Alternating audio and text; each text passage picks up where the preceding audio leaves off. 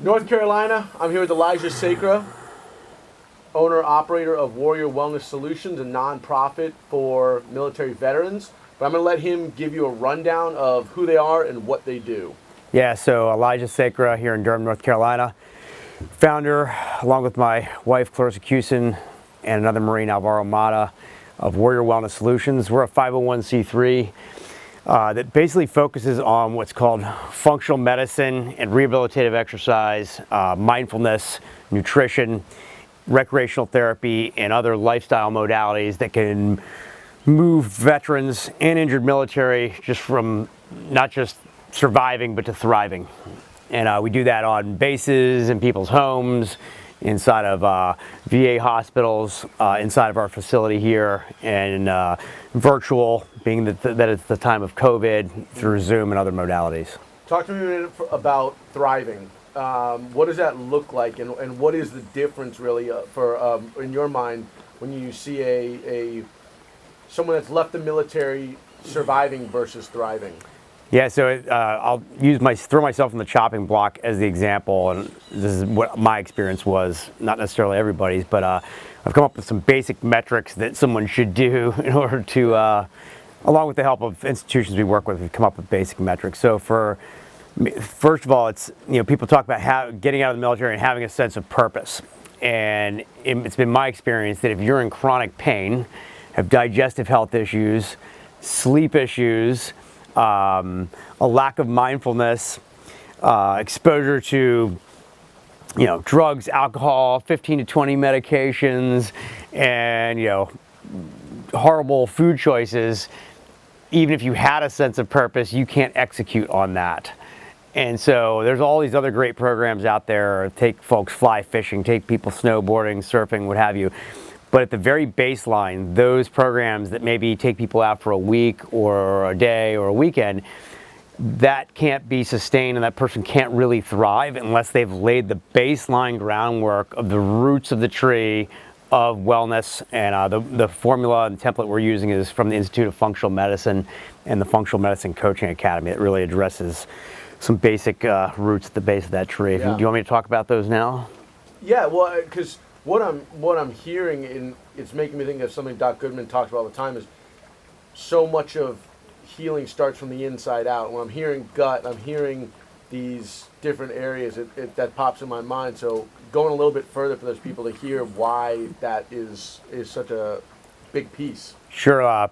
If you look at what's called the functional medicine tree, and you can find that by Googling it, it's an infographic that really illustrates. I'm going off the top of my head, so I may miss a metric here, but I'm going to do the best I can. At the base of the tree, it's nutrition, sleep, exercise, mindfulness, mindset, environmental toxins, nutrition, and relationships, whether it be with a significant other or your crew or tribe, if you will. So if you're not addressing all of those in some capacity and moving those towards wellness, then you're missing a chink in your armor that as you try to go upstream, you're going to show some type of dysfunction is going to show up, whether it be physical or mental. Gotcha. And because I really want this to get people info, for that guy leaving the military, what are some things that you, without knowing the person, but looking at the broad scope of MREs, lifestyle of someone that's getting a job done because that's required, and they're going to get it done because we know the type, and they know what it means to get after it. But what are some things that you're thinking about that they may not be thinking right now that you'd be looking at? Yeah, it's like for me, I was always lean and always in shape visually, and so I didn't care a lot about the quality of the food that I ate because I looked good in a picture. And we see that a lot with especially the Marine Corps. These guys are jacked, work out every day, six-pack abs, and visually they look fine, but they're drinking, 10 energy drinks, foods that are full of processed elements and nitrates and hormones and things of that nature. So you can fight a religious war on what dietary theory is correct. And the basic things that all of us can agree on are start eliminating processed foods, start eliminating refined sugars, reduce or eliminate your alcohol intake. Don't continuously drink stimulants all day long to the point where when it's time to go to sleep, you're jacking yourself up, because that will mess with your adrenal function. And so these are basic things as a starting point. There are basic apps out there that help people meditate, learn how to meditate in a very down-tempo way, like Headspace. There are binaural beats apps that help with music-based kind of meditation. So those are simple tools people can start to execute. And from the exercise side, foundation training, which is how I met you, is probably bang for the buck, the cheapest, easiest way to only use your body wherever you are without even having to change your clothes and bring your structure back to homeostasis. So back to what you asked, people have structural issues, digestive health issues, and racing mind, whether it's PTSD or anxiety from chronic pain or things of that nature. So if you can just address some very basic metrics of food, structure, and brain health, that evolves into sleep health or sleep hygiene. You can't sleep well if you're hurting. And if you're jacking yourself up on stimulants all day long, even if you're trying to sleep well, that's not going to happen. So if you address those basic things at the ground level. And when people reach out to you guys, you effectively help them navigate this path. Yeah, so all of our referrals come through very specific pipelines. We get very few people off the street, if you will. What we found is, myself, like, I'm trying to save the world, and we were ended up helping people who weren't ready to change. And we end up with 50 clients, and people were just looking for free training, and they weren't even in the right mindset to actually execute what we were trying to do. So we get direct referrals from folks in the SOCOM Care Coalition and different special operations units that are vetted and people that are really ready to take action. We get referrals from the Marine Corps' Wounded Warrior Regiment, which is a unit that is helping guys and gals, Marines trying to get better. We get direct referrals from the VA and some other funding agencies where they're being vetted by psychologists or social workers, and they have to meet a certain metric to even come to our program. And so our basic program is 6 months of intensive coaching, me being the exercise physiologist, foundation training teacher, and some other modalities. And they're getting bi-weekly training that's supported by video and coaching apps, and it's super customized based on their injuries. And then during those same 6 months, Clarissa, who's a naturopathic doctor, meditation teacher, and health coach, she's working on their digestive health, sleep, mindfulness piece. We also have functional medicine doctors who are assessing labs, blood tests, and other types of testing. So during those 6 months, they're creating change, and then they move into a long-term, year-long continuum of care where we're checking in with them quarterly to make sure they didn't fall off the wagon. Awesome. Yeah, we spoke with someone, and they talked about, what is it, like in the military there's about a week before they leave, and I could be wrong, I could be messing this up, but he said there's about a week of preparation to reassimilate back into, normal life is what I'd say. And that was something that really has stood out to me from leaving the fire service, hearing similar things of leaving the military, but then I started thinking of guys leaving the NFL, leaving different professions where no one, and I know the idea like, hey, take responsibility, own your shit, but I think as leaders and as people overseeing others, there should be more responsibility on the organization's behalf of setting people up for more success when they get out there, that you're not just shrugging them off once they're gone, but you're making sure. And so, what is a thought in that, like, of, my mind is going, how do you capture these people a year before they go? And is that something where those people may not necessarily be ready for that change? Like, does it take that drastic hit before they wake up to a degree? Yeah, if you just look at the Marine Corps, in my experience, served during the 90s, 12 weeks of boot camp, Marine combat training, or infantry training school, depending on what your path was. And then other various schools and trainings, just like you had in the fire services as you progress.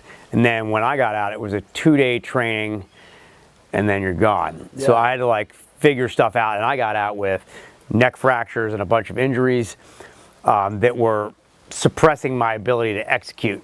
I happened to go to school at night on the weekends because I served during the Marine Corps era where people weren't in Iraq and Afghanistan, so we had some free time at night on the weekends. So I was the weirdo in my unit that was going to college at night, going, wait a minute, I see this thing coming, and I need to be able to have a job and sustain myself. And they would be like, oh, you think you're better than us, or the commanding officers would be like, oh, we have a smart one over here, and then maybe put me on a pedestal and like, we have a Marine who's in college. Haze you a little bit. And and so when I went in the Marine Corps, I was a nerdy kid who wanted to be an accountant who happened to like guns, and so I wanted to work for an accounting firm, which is, I'm an anomaly in terms of most Marines. Most guys are trying to be in the infantry and jump out of airplanes, and that was not my path. And so when I got out, I had an associate's degree where I had gone an accounting route, and I landed a job with Ernst & Young a couple months after I got out, and I oversold myself in the interview unknowingly, and I got thrown into this environment where I was sitting at a desk behind a computer all day long, and they'd bring me sheafs of tax returns and other things that I was having to process, and I had neck fractures and all kinds of structural issues. So I was like basically melding into this chair, staring at a computer, and my injuries started getting worse. So I only lasted 9 months at that dream job because it was hurting me so bad that I had to exit stage left. So there's some great organizations out there now, I've heard. It wasn't my experience. I had to kind of figure stuff out on my own, that are former Marines, former SEALs, former Special Forces guys who've kind of walked through their own path and have started organizations that kind of help. They're doing what maybe the military isn't doing, and they're getting these guys, they're former team guys or whatever, that are latching on to guys that are getting out and pushing them through a pipeline so they can figure out how to go to school, figure out how to get the job, tighten up the resume or what have you. But there's a definite need for that. And that's what you said there alone, is that self-motivation. I think for anybody watching this, if they are that person, is don't, I was lucky to have mentors say this to me in the fire service, and people outside of it that were, this is going to end. What are you thinking about? And the fire service is great. They set me up in the mindset of financial, like, hey, put money here, do this. The older guys that were close to retirement, financially, that was always the focus. But there wasn't any real direction or thought about when you leave, because most guys don't talk about it. But you hear about, a handful that thrive. You hear about guys that were really into what they were doing, that once they're gone, that very quickly they got this and they died. Very quickly this happened and they died. And you start to think about it in, even with you guys, of when you don't have that purpose, you don't have that direction. And I always encourage people now when I talk, and just from getting to meet Ernie Adams when we were in Florida before coming up here, was that big discussion about figuring out what you're passionate about beyond what you're doing right now, and then using that to help guide a direction. And I don't want to get too lost in there. But with what you guys are doing now, how do you define wellness? And maybe as opposed to when you were younger and it was, hey, I look great in uniform, I'm strong, I can lift heavy shit. How has your concept of wellness changed? Yeah, it's evolved over the years. Wellness for me, I didn't even know what the word was. So I guess wellness for me, my first sense of like I'm doing well was because I looked good in a picture and was lean and had six packs, abs, and I was the top PT guy in our unit, or at the top range of the top 1, 2, or 3. And so, but it didn't include nutrition. It didn't include sleep. I remember I have a log book or a journal type thing, these little green books we used to carry around in the Marine Corps. And I remember I have it on my bookshelf, and it says, I'll sleep when I'm dead. Sleep is for the weak, and burn it down type of mentality. And mind you, this wasn't even in some elite infantry unit or special operations unit. This was just like regular Marine Corps. And so I like glorified that. And so then it took me getting hurt and life's really sucking, and pain was my best teacher. And so my next evolution of wellness is learning how to do non-bodybuilding non-isolated exercises that involved my whole body, and that kind of was my exposure to that was Mark Verstegen and Athletes Performance, which is now called Exos. And so he was the first guy that said, hey, like, start using your legs with your upper body and stop sitting down on a thing. So I added this layer of integration on some level with my exercise. And then I went and became a yoga teacher and was exposed to meditation and breathing. My structure was so injured at that point where I couldn't even do the yoga that well, and the yoga was actually hurting me, so I never really got too deep in the breathing, but at least entertained it. So wellness was how I looked, and then it included physical integration of my total body, then breathing, and then finally I went to school at the Institute for Integrative Nutrition where I met my partner Clarissa, and that exposed me to the nutrition. And they covered 100 dietary theories, and I actually ended up, although I was greatly educated, they covered so many pieces of nutrition, I ended up being a little bit lost because I was like, what path do I go down? Oh. So I went vegan, vegetarian for 3 months and tried, keto wasn't even around back then, but I was like paleo and this and that. And so I was kind of finding my way in nutrition, and I still had this thought in my head of like, oh, I'm lean, I don't need to do this. Somebody that's overweight needs to do this. So it's really not been until 6 or 7 years ago that I really added the nutritional piece with the help of a medical practice called Carolina Total Wellness, which is where Clarissa works, and the help of functional medicine doctors, where I really looked at my gut health, sleep, brain health, and things like that. And so today, wellness is homeostasis between nutrition, still working on my sleep, still working on my mindfulness, daily movement practices, sense of purpose, and then added in, for me, some type of recreational therapy, which for me is shooting, jiu-jitsu, surfing, riding my one wheel, and as a part of that jiu-jitsu piece, tribe, which is what I lost from getting out of the Marine Corps. And so the tribe now includes civilians and other like-minded humans, but they're all people that are trying to get better at a thing, which for me is jiu-jitsu. And in order to do jiu-jitsu well, you can't show up to class not fueled well. If you don't have a lack of sleep, you're going to suck when you roll. So that's kind of my wellness includes all those things that we just talked about. Awesome. And with training, is training about those six-pack abs, or is it supporting all the other items? I take a cue from Pat McNamara, former Delta Force guy, who's a friend of mine who I do some work with at Combat Strength Training, his system.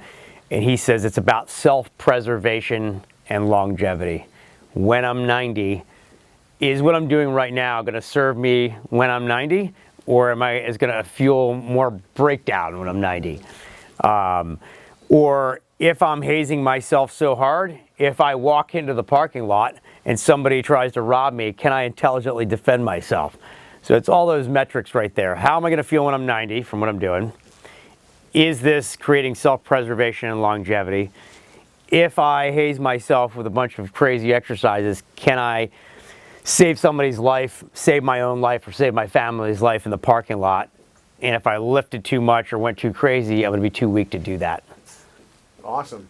So before we get into your jiu-jitsu warm-up and a little training, what other tools have you found outside of foundation training that are impactful that you use often or recommend for people to explore? Yeah, so the obviously foundation training is, I look at this as movement-based medicine, motion is lotion, and foundation training is by far the easiest, softest entry point that somebody can do in a system, what I call movement-based snacks. Instead of these 1 hour forays into what I call anxiety-based fitness, where I'm trying to get back everything that I lost, you can sprinkle 1, 2, or 3 exercises as a thread to rewrite over your DNA or your genetic code that has been decoded over time and get back to your birthright of proper coding. And so foundation training is what I use as level 1 with myself and anybody I'm working with.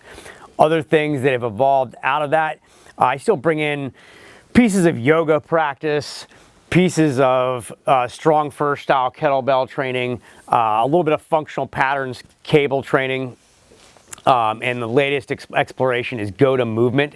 And go to movement embraces foundation training as becoming back chain dominant. And go to movement is very much about 3D and forward locomotion and learning how to move through space. And it takes postural cues from Pete Agoscu, which is good joint stacking, first and second toes facing forward, being able to do deep squats and good hinges, maintaining back chain dominance or getting back chain dominance like we talk about in foundation training, and then really cueing off the outside edge of the feet, not being heavy on your heel and your big toe if you're training for forward locomotion, and learning how to move through space well. And so I kind of have a giant toolbox of things that I can extract from depending on who I'm training or training myself. And when I teach people, I try to give them that toolbox and try to teach them how to fish so they can extract little bits of tools here and there. So I don't believe, kind of Bruce Lee mentality, train everywhere. I have 40 different plus certifications and trainings, and all of them have little pieces of truth. And everything I do now is like, nothing's original. It's just a collection of things I've been exposed to that help people out.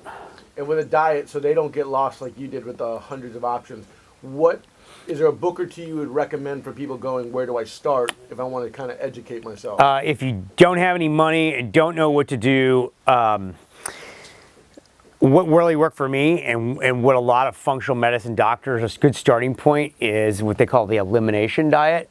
And the brand of that is kind of a Whole30. And for 30 days, you're eliminating basic things that irritate a lot of humans, which is dairy, alcohol, processed foods, grains, refined sugars, and there might be some others in there I'm going off the top of my head, but if you go to Whole30.com, they have menu downloads. And so for 30 days, you're eliminating these things. You're not weighing yourself. And the idea is you're getting yourself unaddicted from things. And at the end of 30 days, you're adding one of these items back in 1 week at a time. And you're kind of conducting a self-experiment. And let's say you add gluten back in. I had an immediate headache, immediate joint pain. And I'm a question everything type of guy. Oh, maybe that's not true. Try it another day. More headaches, more joint pain. Eliminate it, headaches go away.